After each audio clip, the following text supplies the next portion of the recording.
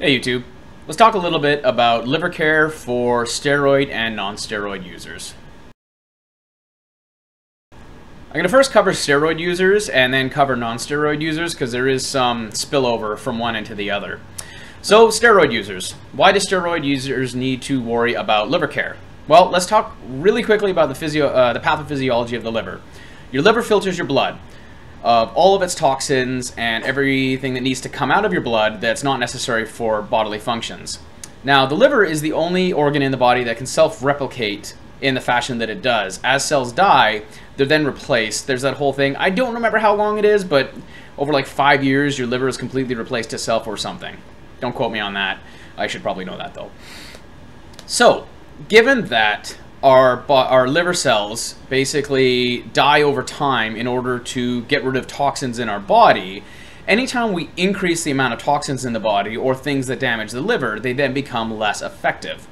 Some oral steroids and injectable steroids are what we call hepatotoxic. And what this means is that they damage the liver directly. And the reason for this is, once again, blood from your lower extremities is going to go through your liver, through the hepatic portal vein, and filter everything. And steroids are really harsh on your body. It's just the way it is, unfortunately. So, why should a steroid user take liver care? Well, as you damage your liver is less effective at filtering blood. The more you damage your liver, the harder the remaining cells have to work to filter your blood. As liver function drops, the level of toxins in your body rise.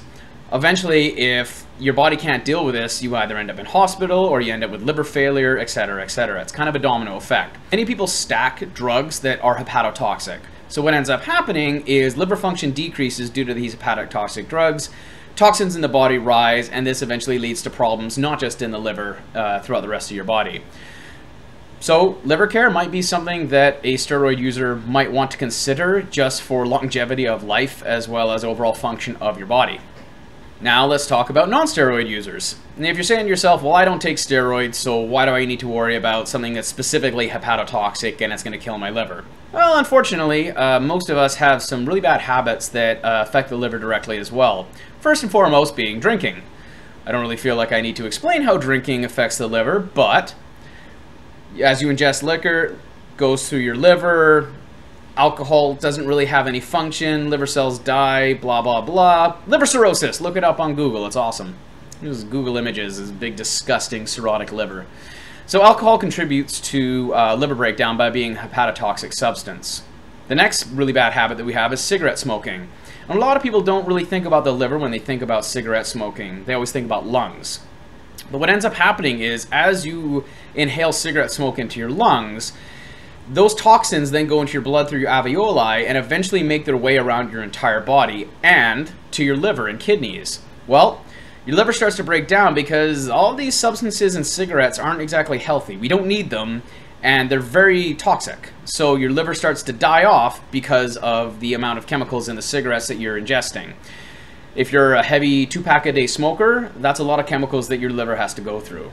And the last thing I want to talk about is bad diet. And unfortunately, specifically in the first world, really, we have really bad diets that are full of chemicals. I mean, you pick up a box of something and there's an ingredient that has 28 letters, 14 of which are Q's. You can't even say it. That's probably not good for your body. And as it turns out, it's really not. The more stuff that we ingest that are preservatives or pesticides or any products that are injected into our foods for a reason other than just being natural, are actually hepatotoxic in nature, or can be hepatotoxic in nature.